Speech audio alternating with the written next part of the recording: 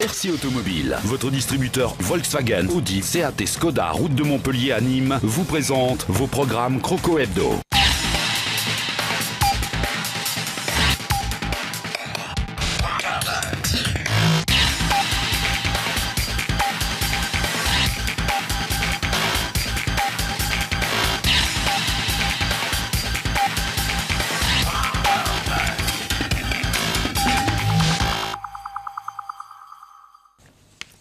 Bonsoir, bienvenue à tous, merci de vous retrouver pour parler enfin d'autre chose que des élections municipales avec Croco Hebdo, bien sûr. Croco Hebdo pour revenir sur la 30e journée, ce déplacement.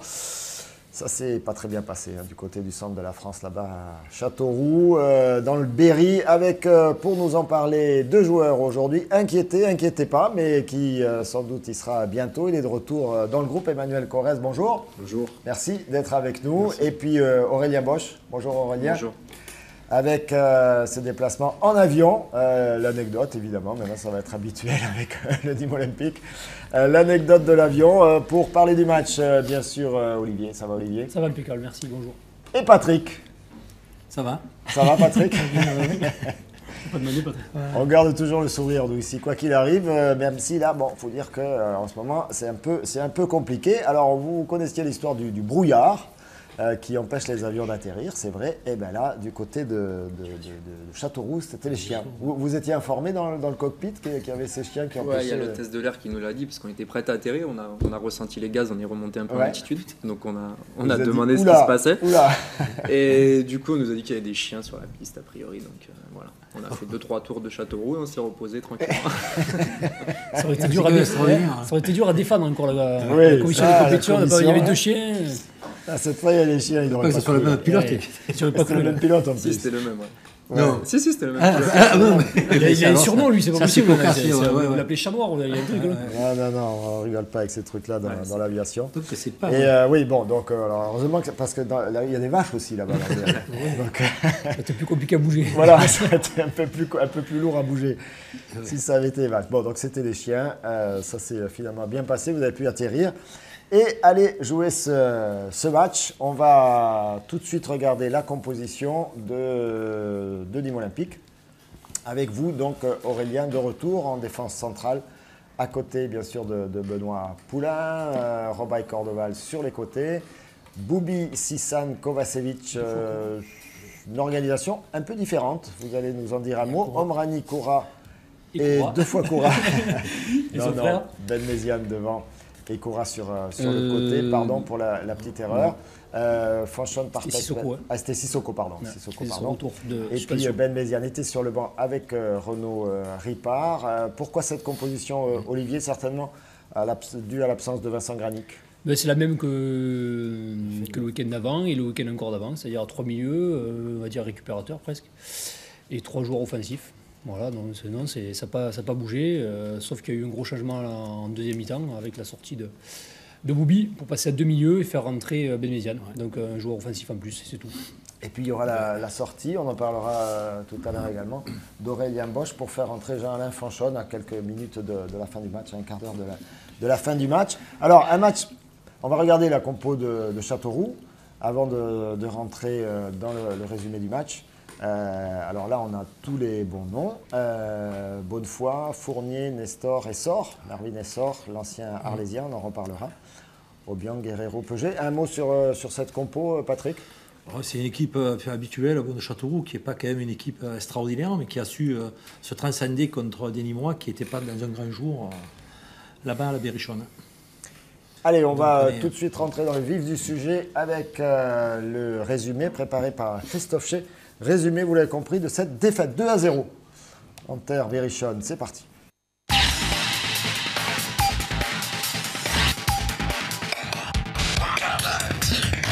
Ce n'est pas en montrant ce visage que le Nîmes Olympique parviendra à sauver sa tête en Ligue 2.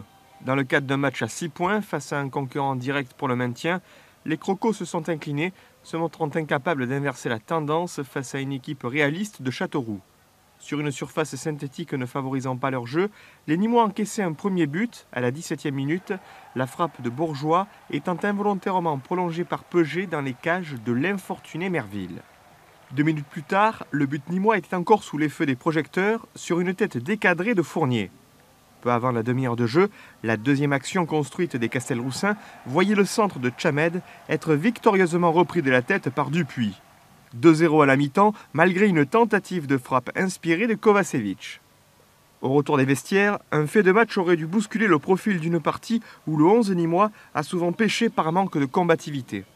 Sur un tacle sur Sissoko, Essor était sanctionné d'un second carton jaune, devant donc quitter le terrain. Avec l'expulsion du joueur, je pensais qu'on pouvait revenir dans le match et qu'à 2-0, encore une fois, ça nous donne la preuve qu'un match n'est jamais terminé.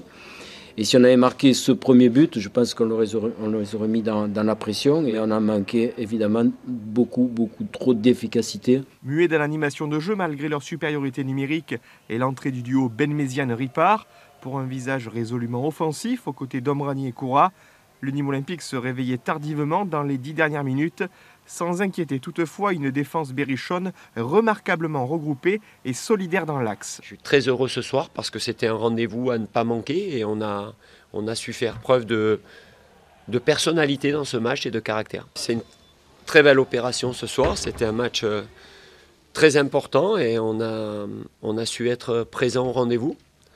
On a fait une première mi-temps quand même très aboutie où on mène par 2 buts d'écart et je pense qu'on aurait dû même creuser l'écart parce qu'on a eu vraiment 2 face-à-face avec le gardien Maxime Bourgeois en plus et la tête de Rémi Fournier quasiment dans les 6 mètres. 3 points précieux pour Châteauroux et un nouveau revers à l'extérieur pour le Nîmes Olympique sans marquer de but.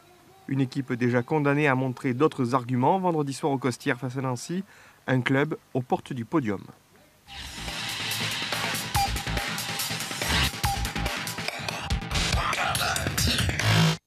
Voilà, 2-0, les choses étaient claires malgré une mi-temps complète, quasi complète, passée en supériorité numérique. Aurélien, vous étiez sur le terrain, il y a eu cette entame de match assez catastrophe avec ces 2 buts encaissés très vite. C'est ça qui a été finalement déterminant dans ce match-là ? Ouais, c'est vrai qu'ils ont marqué à des moments où peut-être... Enfin, nous, on avait quand même pas trop mal commencé. On s'est créé 1 ou 2 situations intéressantes en tout début de match. Après, on a pris un but délicat pour nous parce que c'est une frappe contrée. Le mec, elle lui revient dans les pieds. Ça le touche, ça prend Cyril à contre-pied. Bon, voilà. Après, je pense qu'on n'a pas su être assez efficace à la fois défensivement parce que la moindre occasion, on a vu un corner, ils ont été dangereux. Le deuxième but, bon, moi, je suis un peu courte. Voilà, ça a été un peu difficile défensivement. Après, en deuxième mi-temps, en supériorité numérique, certes, on a eu la balle, mais j'ai l'impression qu'on a été un peu inoffensif, un peu dans les changements de rythme, on a eu beaucoup de mal et on a manqué un peu de présence dans la surface adverse. Donc voilà, c'est ce qui nous a fait défaut. Mais voilà, c'est vrai que prendre 2 buts en première mi-temps, forcément, à l'extérieur, c'est difficile après de revenir.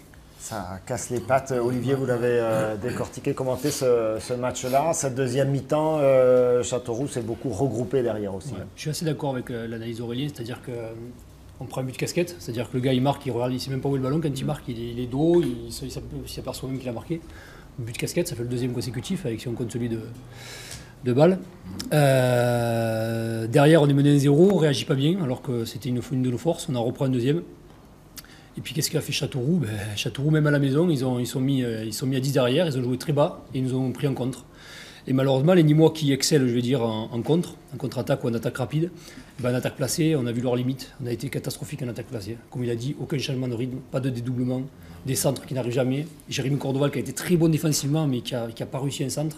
C'est terrible parce que quand vous êtes latéral, quand vous jouez latéral droit, que vous ne passez pas un centre, c'est compliqué. Pareil pour Robaille, voilà, donc aucun danger devant les buts. Et le gardien, il s'est fait plaisir, bonne foi, il a pris tous les ballons tranquillement, il n'était pas embêté. On verra quelques actions, mais... Donc c'est les attaques placées qui ont pêché, on a été incapable de percer cette défense qui a bien accroché, qui s'est bien accroché, mais il y avait moyen de faire autre chose et malheureusement on était très limité, notamment en deuxième mi-temps, d'un point de vue offensif. 17e minute, on va jeter un œil sur ce premier but, sur cette action. Voilà, c'est le corner. Et là, Jérémy Cordoval laisse quand même centrer. Vous repoussez une première fois le ballon, c'est vous Aurélien. Ouais, c'est bon. Et là, effectivement, il y a ce jeu de billard, comme vous dites, but un peu casquette. Ça frappe le joueur, il n'a même plus le ballon. Il le joue il très s'enlève bien. même et il marque. Alexis Peuget. Et après, il n'y a pas assez de pression aussi sur le... Non, le gros problème, il est là. Ça manque aussi de pression peut-être sur le tireur. Au 18 mètres, là, c'est vrai que ça aurait été mieux d'être un peu dessus, qu'il y ait au moins un joueur. Ouais, certainement. Après, moi, je fais une intervention, je suis après au sol. Peut-être aussi, je dois ressortir après plus vite quand le ballon ressort. Voilà, le temps que je me relève et que je me remette dans le jeu. Voilà, je le remets en jeu le mec. Bon, après, c'est lui qui la touche involontairement. C'est vrai que c'est un but casquette, mais après. Oui, il y a forcément des erreurs qui ont été faites pour forcément, oui. Sinon, il n'y a jamais but, hein, comme on dit. Ouais. Un petit peu plus tard dans le match, avec de nouveau... Alors attention, hein, d'habitude, les Nîmois sont en blanc à l'extérieur. Là, ils étaient en rouge. Et donc, les Berrichons qui déroulent bien. Hop, là. Vous êtes deux, mais c'est lui qui a la balle. Non, mais je pense que là aussi, c'est au départ sur le côté gauche, on laisse centrer, on doit être plus présent. On a manqué d'agressivité, c'est incroyable. On joue quand même notre place en deuxième division, en Ligue 2, de ne pas être aussi agressif qu'on devrait être. Là, hein. C'est impardonnable. Ça, c'est une faute qui vient sur le couloir gauche. Là, après, le gars, il saute mieux, mais il ne doit jamais y avoir centre. Hein. Manque d'agressivité, on l'a vu dans ce match-là. Pourtant, on dit que c'était un synthétique. Je crois que vous êtes entraîné toute la semaine sur le synthétique. Là, on n'a pas d'excuses à avoir là-dessus. Je crois que dans l'envie, on n'y a pas été. Et c'est vrai que on a beau dire, tout le monde de Granic, il nous a manqué quand même quelqu'un pour orienter le jeu. Au Gunby, il y a deux joueurs qui sont quand même offensifs.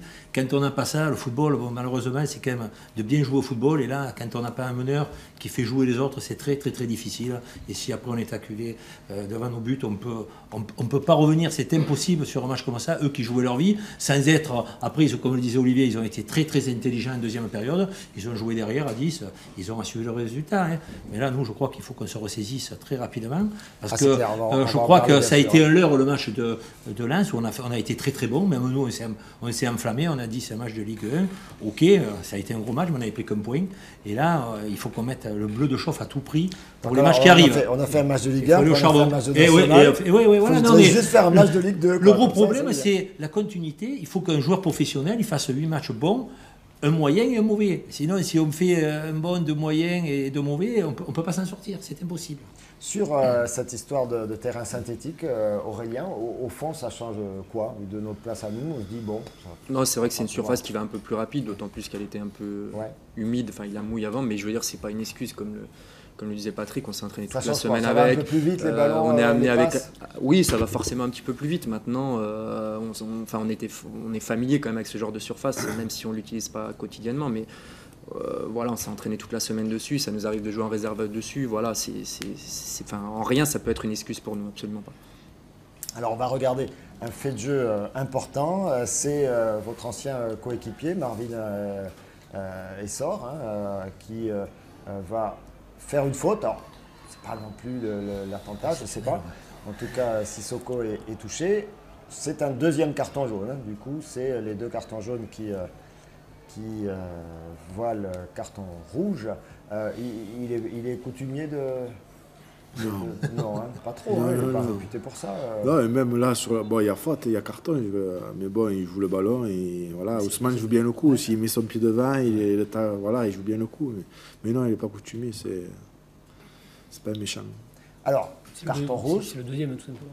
C'est son deuxième carton jaune, c'est pour ça. Ouais, c'est le deuxième carton jaune. Hein. Bon, voilà, peut-être que l'arbitre aussi a réagi rapidement pour s'apercevoir effectivement que ça faisait rouge. Alors, on va regarder quelques images derrière, quelques actions de Nîmes en illustration. Ce qu'on peut constater, c'est qu'effectivement, ça n'a pas changé le résultat du match. Impossible de changer. Après, il faut rappeler qu'à ce moment-là, il y avait déjà 2-0. Oui. Ça les conforte dans leur idée principale de gérer le résultat, c'est-à-dire qu'à 10 contre 11, ils ne vont pas s'emballer à faire le jeu, et même s'ils sont chez eux. Donc, ils sont recroquevillés dans leurs 20 derniers mètres.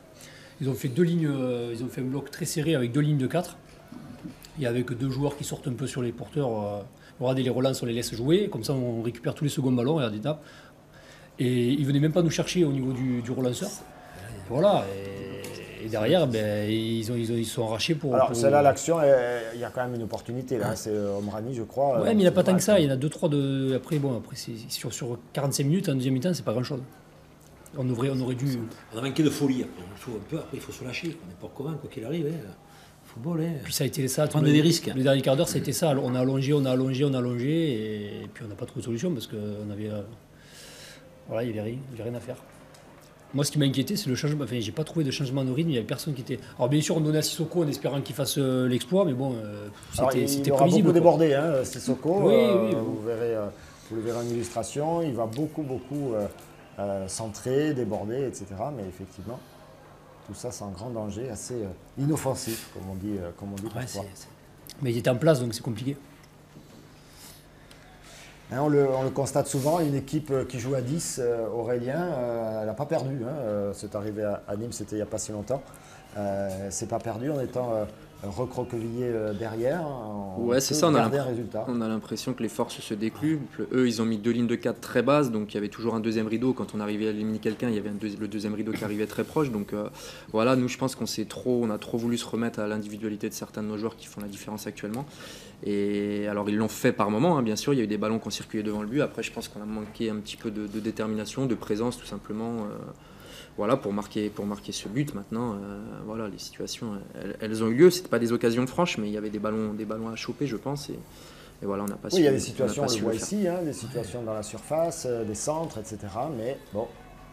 Pour Châteauroux, c'est le scénario idéal. Ouais, c'est pas perdu, surtout quand tu mènes 2-0. C'est ça, pas oublier ça. Parce que si tu es 0-0, c'est pas pareil. C'est exactement ça. C'est-à-dire qu'à 2-0, pour eux, c'est bon, c'est pas si dramatique que ça. Et au contraire, ça peut être même un point fort en disant voilà, bon, 2-0, au moins, si on ne savait pas quoi faire, si on ne savait pas si on devait jouer ou pas jouer, là, au moins, on sait qu'il faut le faire. Là, il n'y a pas de question à se poser.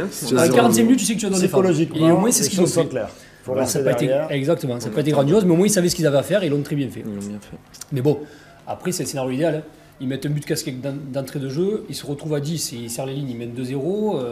Et nous, on n'a pas été capable de faire la différence parce qu'on est plus une équipe de contre que d'attaque placée. Et voilà, pour eux, c'est parfait, c'est un match parfait. Pour nous, ça a été un match catastrophique, mais pour eux, rien à dire. Allez, on ne va pas vous torturer plus longtemps que ça. On va quand même écouter les réactions de René Marsiglia, le coach, sur ce match-là. Et puis on l'écoutera sur le prochain match également. On l'écoute à l'issue de ce match-là. On a eu des situations, mais bon, comme souvent dans les matchs que je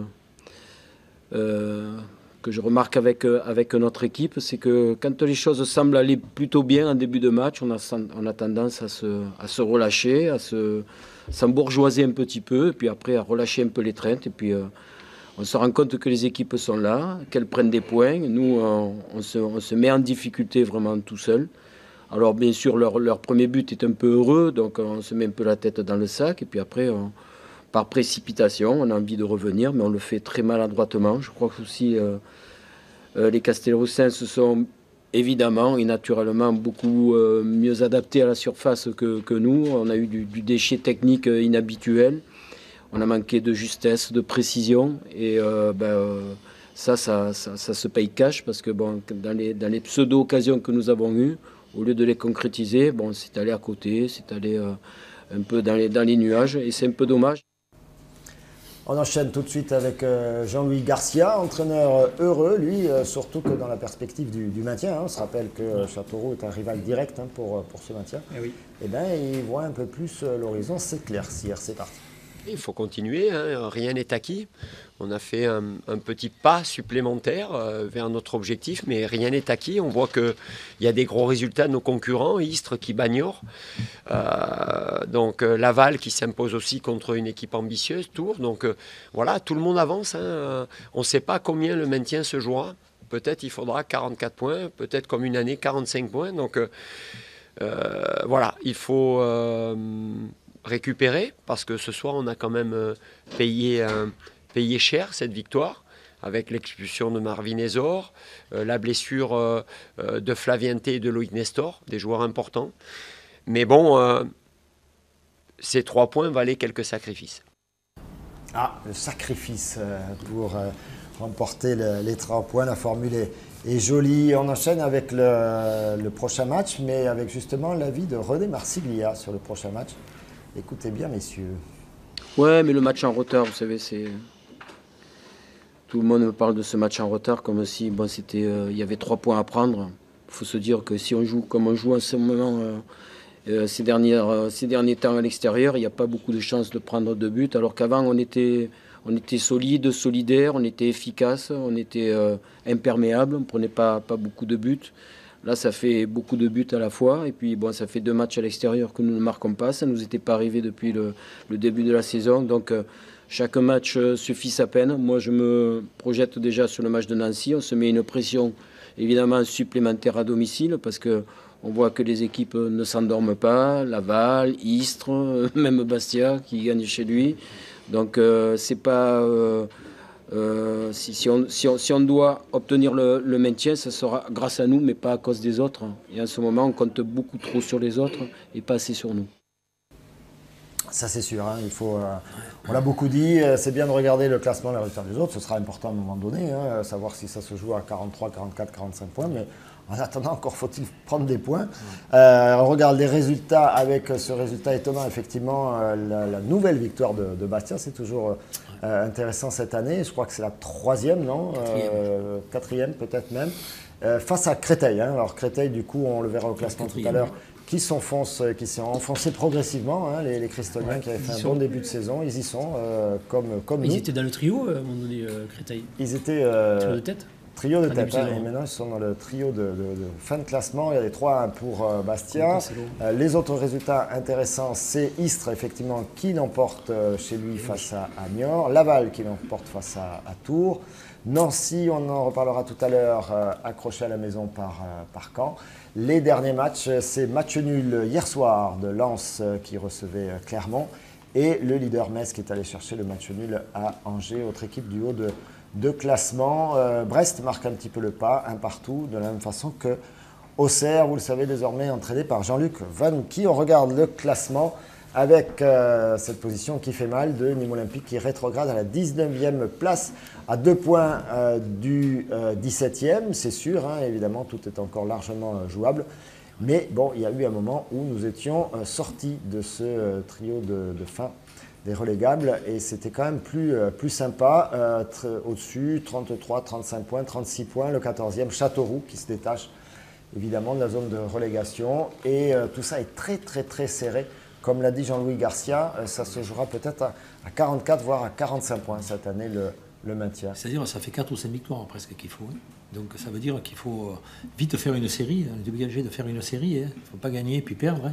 Il faut faire 2 ou 3 matchs. Et là ça part déjà contre Nancy. Après il y aura Bastia qui ne sera pas facile aussi. Donc je crois que là les joueurs ils doivent être conscients que c'est quand même... On va regarder tout de suite les prochaines journées avec... Alors là, on a la journée 31 avec la réception de Nancy. On en dira un mot. 32e journée, ce sera le 11 avril. Il faudra aller à Bastia. On enchaînera avant la 33e journée par ce déplacement à Caen, le 15 avril. Voilà, fait 2 déplacements. Et puis la réception d'Istres. Hein. Alors là, pour le coup, ce sera un match à 6 points au moins, ou à 9, ou à 12. Et je crois qu'on a encore la 34e journée où il faudra se rendre à Dijon. On ne sait pas à ce moment-là si Dijon aura encore quelque chose à jouer de son côté. Allez, on va marquer une courte pause. On se retrouve pour les prolongations de Croco Hebdo. A tout de suite.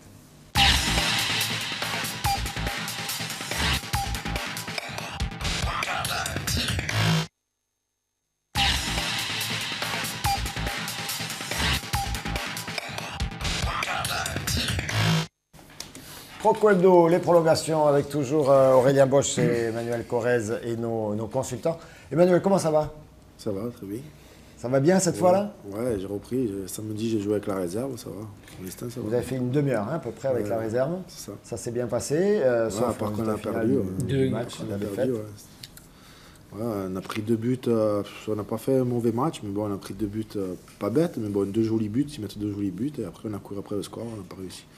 On aurait réussi à en mettre un, mais pas le deuxième, malheureusement. Renaud Ripard qui a mis le but, ni moi.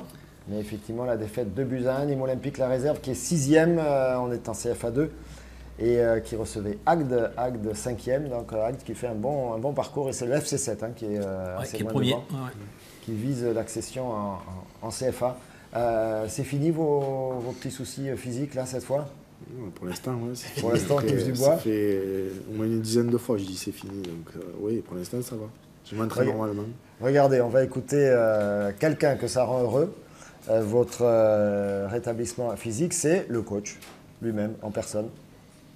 Sont convoqués pour la CFA Gauthier, Gaëtan, Jonathan, Comi, Maury, Renaud, Et la meilleure nouvelle du week-end, c'est Manu qui reprend la compétition. Et franchement, quand je dis c'est la meilleure nouvelle du week-end, ça me fait vraiment plaisir qu'il la reprenne. C'est un mec qui a tellement galéré, et qui galère tellement avec ses petits soucis, j'allais dire peut-être pas quotidiens, mais hebdomadaires, que ça me ferait vraiment plaisir qu'il puisse enchaîner des performances et des matchs, et qu'il avale des matchs en CFA pour se mettre vraiment dans le bain d'un postulant, quoi. Voilà, pouvoir postuler et pouvoir rejouer des matchs avec la première avant la fin de la saison, ce serait bien. Oui, bien sûr, j'aimerais, mais bon, comme il dit le coach qui est lucide, avant de pouvoir postuler avec la première, je pense qu'il faut que j'avale des matchs en réserve. Et pour l'instant, j'enchaîne un match, je me blesse, je me renchaîne, donc c'est difficile. Bon, on verra bien. On verra bien, c'est tout ce qu'on vous souhaite. En tout cas, vous avez vu, il compte un peu sur vous. Hein. Ouais, ça fait plaisir. C'est déjà sympa, ça fait plaisir. C'est sûr, ça change. Ça change. Ça change par rapport à d'autres moments dans votre carrière. Voilà. D'autres moments, voilà. Voilà, on va le dire comme ça. Et on va parler de Nancy, avec donc ce rendez-vous qui sera extrêmement important. Nancy qui est 7e avec 44 points, maintien quasiment assuré pour les Lorrains, qui reste sur une période assez moyenne. Hein. Vous avez étudié le cas, oui, Olivier. Étudié. La Lorraine, c'est ma spécialité. Voilà, il reste sur un match nul, une défaite, un match nul, une victoire à Arles. Mais une défaite, voilà, c'est pas leur meilleure période de leur saison, hein, les Nancéens. Mais ils sont quand même pas loin, hein, dans haut, donc ils vont pas laisser le match, hein, il ne faudra pas rêver. Certainement pas. Certainement. Il y a Louis qui est le meilleur buteur, Jeff Louis. Il y a Mukanjo qui va vouloir donner des regrets au Nîmois, même si c'est lui qui est parti volontairement. Je crois que ça va être très difficile, mais là il va falloir se surpasser. Et mettre, je le redis, le bleu de chauffe, il faut à tout prix gagner le match. Je crois qu'il faut qu'on soit un peu plus. Aurélien, regarde, non mais Aurélien, je sais, non mais on a besoin, après c'est des joueurs d'expérience, qu'il faut qu'ils donnent le là, il n'y a pas de miracle et ça partira de derrière, en espérant qu'on ait quand même le retour de Granic, de Gounbilly pour mener à bien ce match, parce qu'on a besoin de tous nos éléments offensifs. Ça en est où un peu pour... Ça va, là, il a eu un petit programme spécialisé sur le début de semaine, mais il est de retour sur le terrain. Opérationnel. Parce que on va voir comment ça va, mais a priori, parce que le coach, il a fait quand même une fleur de ne pas le prendre, il a fait se reposer, donc il va falloir que là, il donne le maximum du maximum. Bon, il a fait sur les derniers matchs, on compte énormément sur lui, et c'est là qu'on voit les joueurs qui sont au-dessus des coéquipiers pour amener vers la victoire. Donc on compte énormément sur Granic. Alors les Nancéens, attention, hein, un très mauvais début de saison, changement de coach très vite dans la saison, avec le retour de l'entraîneur historique, hein, qui avait passé une dizaine d'années à Nancy, Pablo Correa, et vous les avez rencontrés à ce moment-là, et Pablo Correa avait repris les rênes de cette équipe 2 matchs avant, avec 2 victoires, ils avaient enchaîné avec une 3e victoire, et avec ce but de ce joueur dont vous parliez à l'instant, Jeff Louis. C'est un haïtien, un international haïtien. Les Nîmois, attention, là, était en bleu.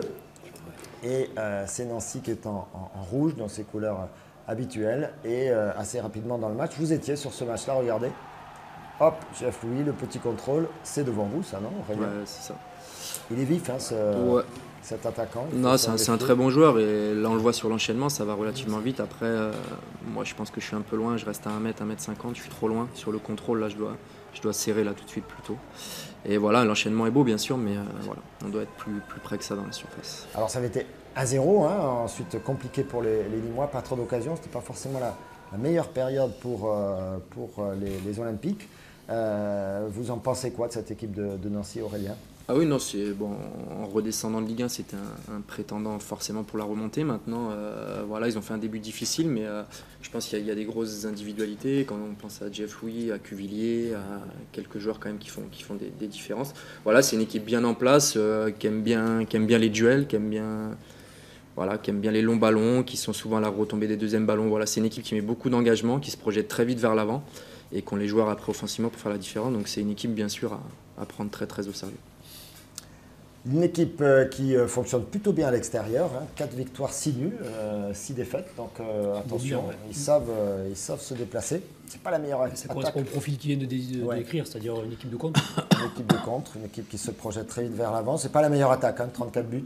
C'est moins bien que le Nîmes Olympique, mais solide en défense. 7e défense. On espère revoir Benjamin Mukonjo. Oui, on espère, mais qu'il soit faire pas un grand match. Normalement, donc il fait ses matchs. Et qu'il ne fasse pas son meilleur match. Voilà, tout petit match, ça suffit. Voilà, tout petit match sur le côté, là, voilà. Il faut montrer qu'on est présent d'entrée, voilà. Et oui, vous allez dire toujours, l'ancien, il dit des moments, c'est comme ça, hein. C'est la vie. Hein. Si tu veux manger comme il faut gagner des matchs. Hein. Si tu les perds, c'est plus difficile. Hein. C'est plus dur. Et ouais, tu manges du jambon au lieu de manger du rôti. C'est peut-être une image, mais... On va faire une découpe de ce moment-là, ce grand moment de Patrick Champ. Olivier, vous avez un truc à ajouter? Là, on peut dire. Je pourrais dire. L'ancien a parlé. Qu'est-ce qu'on peut faire après ça? Là, on peut dire Emmanuel. Les choses sont claires. Aurélien, peut-être un petit bémol? Non, en art, ils ont d'autres expressions pas mal aussi. Ouais, ils savaient ce que je voulais vous dire. Allez, tiens, le moment de détente de Croco Hebdo, vous le connaissez, vous avez l'habitude, la boîte à questions de l'insupportable Christophe Chez. Cette fois, c'est une question pour Aurélien. C'est parti. Je ne sais pas du tout. Hein. J'avais un lancement à faire, non? Non, je ne crois pas. Aujourd'hui, non, il va rien dire. C'est la question pour Aurélien. C'est parti.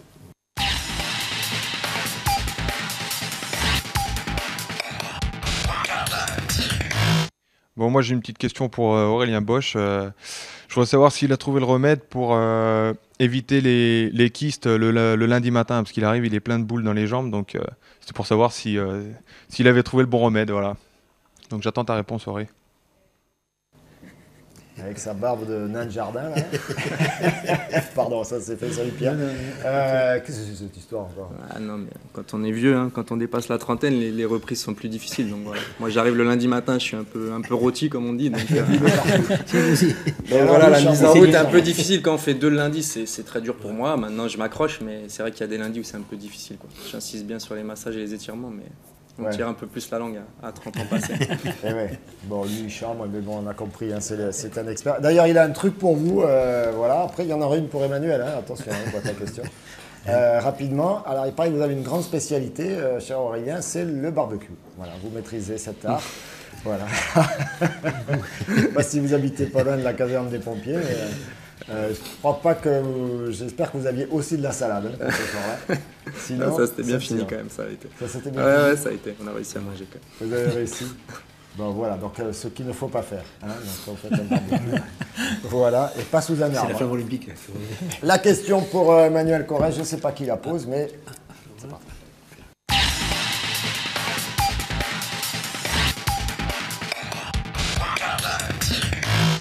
Bon, moi j'ai une question pour Nanou Corrèze. Je voudrais savoir si d'ici la fin de saison, tu vas réussir à enchaîner 2 matchs d'affilée ou pas. Alors bonjour à tous. Alors je voudrais poser une question à Nanou, Manuel Corrèze. Je voudrais savoir, c'est bien beau d'être capitaine de la feuille de match du doc, mais il faudrait penser à être sur la feuille du match du coach maintenant. Il serait temps.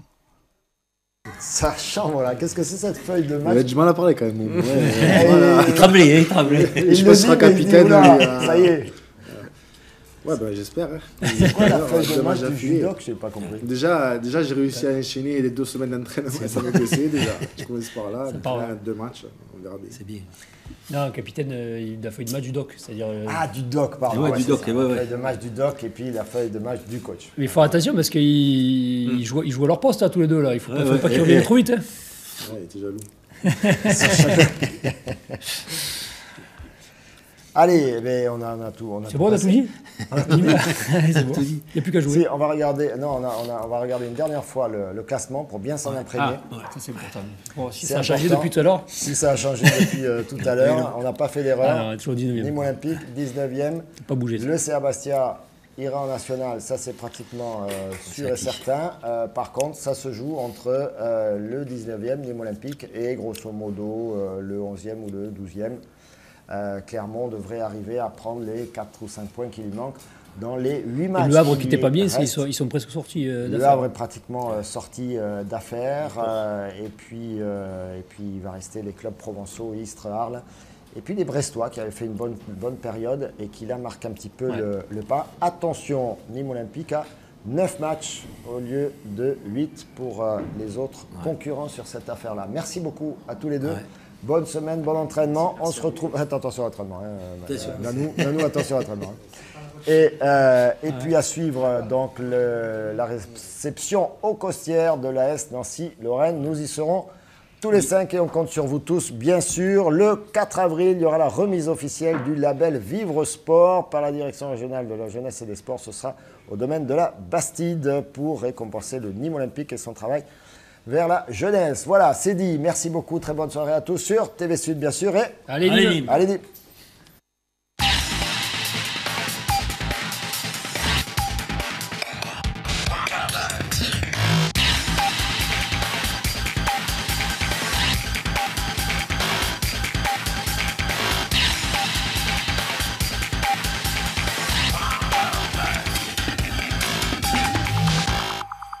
RC Automobile, votre distributeur Volkswagen, Audi, Seat et Skoda, route de Montpellier à Nîmes, vous a présenté vos programmes Croco Hebdo.